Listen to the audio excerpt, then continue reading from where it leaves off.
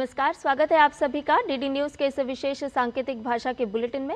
आपके साथ मैं हूं संध्या शर्मा और मेरे साथ है मेरी सहयोगी मनीषा शर्मा।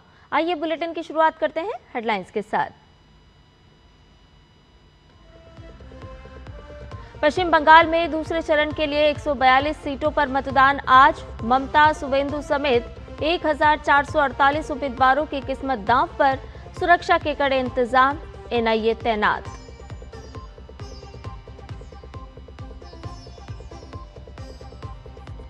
प्रधानमंत्री नरेंद्र मोदी के उत्तर प्रदेश दौरे का दूसरा दिन। काशी विश्वनाथ मंदिर में पूजा के बाद हरदौई में गंगा एक्सप्रेसवे का करेंगे उद्घाटन।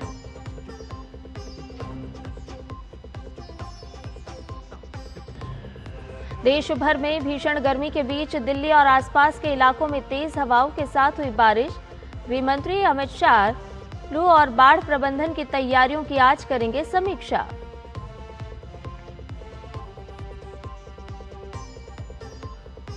दिल्ली से विशेष विमान के जरिए लद्दाख पहुंचेंगे भगवान बुद्ध के पवित्र अवशेष।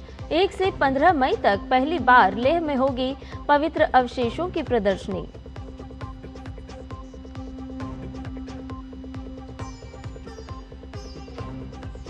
यूएई की ओपेक और ओपेक प्लस समूह से बाहर निकलने की घोषणा। हॉर्मुज़ ब्लॉकेड के बीच वैश्विक तेल उत्पादक समूह को बड़ा झटका।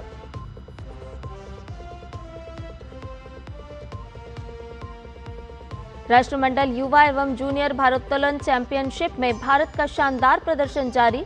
प्रतियोगिता के दूसरे दिन भारत के सुनील सिंह, एसांगपा गोगोई, अभिनव गोगोई और चारुपेसी ने जीते स्वर्ण पदक।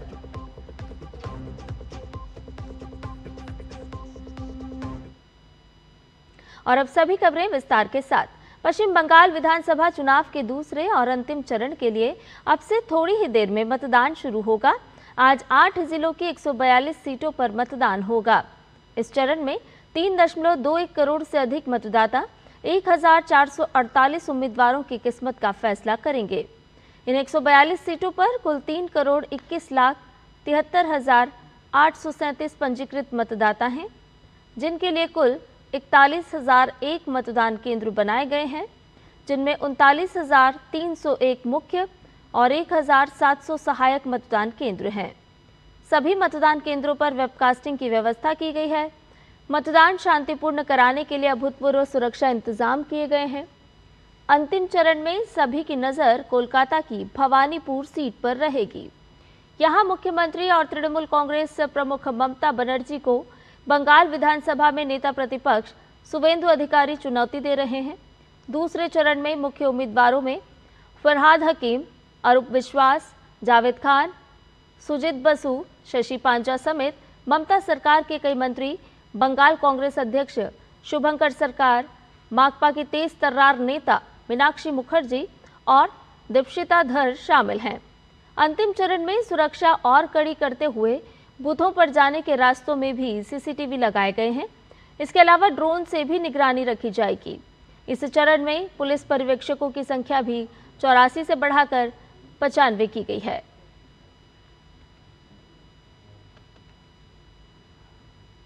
पश्चिम बंगाल में अंतिम चरण के चुनाव में केंद्रीय बलों व पुलिस के साथ इस बार राष्ट्रीय जांच एजेंसी यानी कि एनआईए की भी तैनाती की गई है।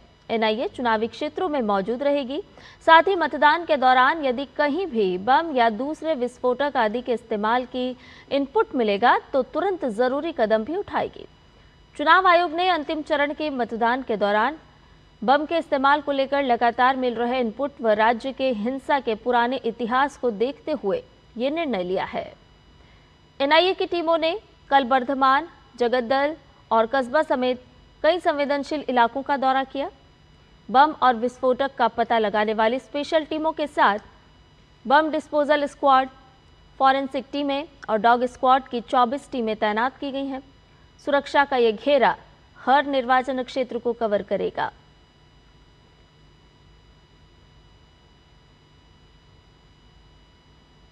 प्रधानमंत्री नरेंद्र मोदी के उत्तर प्रदेश दौरे का आज दूसरा दिन है। आज वो वाराणसी में श्री काशी विश्वनाथ मंदिर में पूजा करेंगे।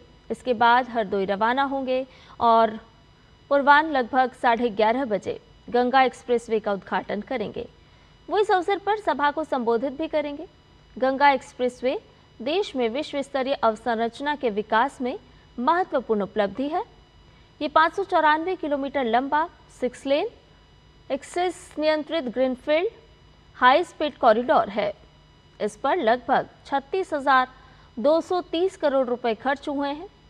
ये एक्सप्रेसवे 12 जिलों मेरठ, बुलंदशहर, हापुड़, अमरोहा, संभल, बदायूं, शाहजहांपुर, हरदोई, उन्नाव, रायबरेली, प्रतापगढ़ और प्रयागराज से होकर गुजरता है।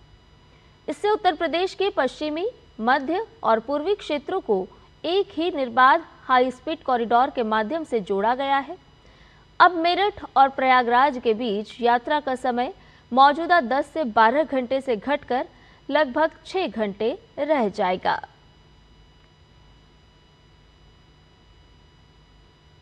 प्रधानमंत्री नरेंद्र मोदी ने कल कांग्रेस, समाजवादी पार्टी, तृणमूल कांग्रेस और डीएमके समेत विपक्षी दलों पर महिला आरक्षण से संबंधित संविधान संशोधन विधेयक को रोकने के लिए हमला किया और कहा कि वो भरोसा दिलाना चाहते हैं कि महिलाओं के आरक्षण के अधिकार को लागू कराने के लिए कोई कसर नहीं छोड़ेंगे। कल वाराणसी में जन आक्रोश महिला सम्मेलन को संबोधित करते हुए प्रधानमंत्री ने कहा कि उन्हें देश हित में एक बड़े लक्ष्य की प्राप्ति के लिए सभी महिलाओं का आशीर्वाद चाहिए और ये बड़ा लक्ष्य लोकसभा, विधानसभा में महिलाओं के लिए आरक्षण लागू करना है। प्रधानमंत्री नरेंद्र मोदी ने कल वाराणसी में 6,350 करोड़ रुपए से अधिक की विकास परियोजनाओं का उद्घाटन और शिलान्यास भी किया।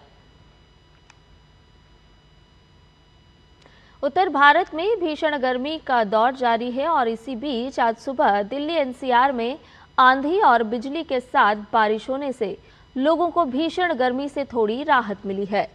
मौसम विभाग ने अगले 5 दिनों के लिए उत्तर पूर्वी भारत में गरज, बिजली और तेज हवाओं के साथ हल्की बारिश की संभावना जताई है। हिमाचल प्रदेश, पंजाब, चंडीगढ़, हरियाणा, दिल्ली, उत्तराखंड, बिहार और झारखंड में भी गरज के साथ आंधी बारिश की संभावना है। मौसम विभाग के अनुसार छत्तीसगढ़, उत्तर प्रदेश, आंतरिक कर्नाटक, जम्मू और कश्मीर, लद्दाख, केरलम, माहे, मध्य प्रदेश और विदर्भ में भी अगले 2 दिनों तक गरज और तेज हवाओं के साथ बारिश हो सकती है। अगले 2 से 3 दिनों में तटीय आंध्र प्रदेश, तेलंगाना, तटीय कर्नाटक, रायलसीमा, तमिलनाडु, पुदुचेरी और कराईकल में भी इसी तरह की स्थिति बने रहने की संभावना है। गृह मंत्री अमित शाह आज देश में लू और बाढ़ प्रबंधन की तैयारियों की समीक्षा के लिए उच्च स्तरीय बैठक करेंगे। देश भर में चिलचिलाती गर्मी और भीषण लू के बीच ये बैठक आज होगी। इसके अलावा देश में बाढ़ के खतरे को कम करने के लिए किए जा रहे दीर्घकालिक उपायों और पिछले वर्ष हुई बैठक में लिए गए निर्णयों पर भी चर्चा होगी।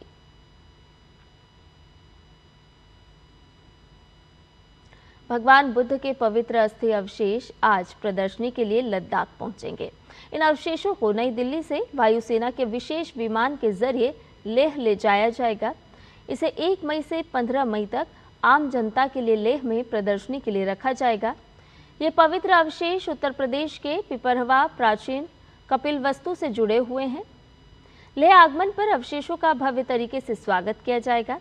14 दिनों तक चलने वाले इस भव्य आयोजन में पवित्र अवशेषों के दर्शन के साथ साथ भव्य जुलूस, पारंपरिक अनुष्ठान, ध्यान सत्र, योग शिविर, स्वास्थ्य पहल, सांस्कृतिक प्रस्तुतियां और हिमालयी बौद्ध धर्म पर अंतर्राष्ट्रीय सम्मेलन जैसे कई कार्यक्रम आयोजित किए जाएंगे।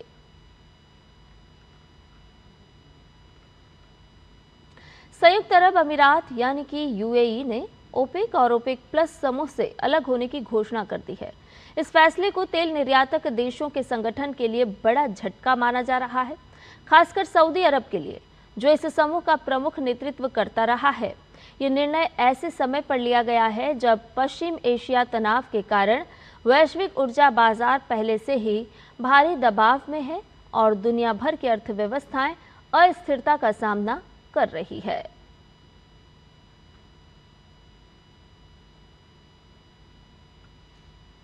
भारतीय भारोत्तोलकों ने शानदार प्रदर्शन करते हुए समोआ में जारी राष्ट्रमंडल युवा एवं जूनियर भारोत्तोलन चैंपियनशिप और संबंधित यूनिवर्सल कप में प्रतियोगिता के दूसरे दिन 4 स्वर्ण पदक जीते।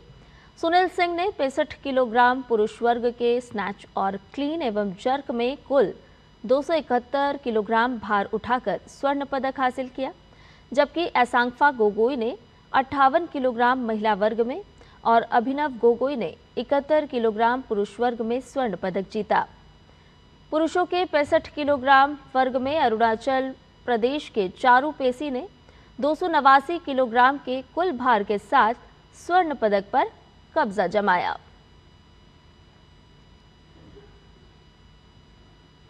और इसके साथ ही हमारे इस विशेष सांकेतिक भाषा के बुलेटिन में फिलहाल के लिए इतना ही।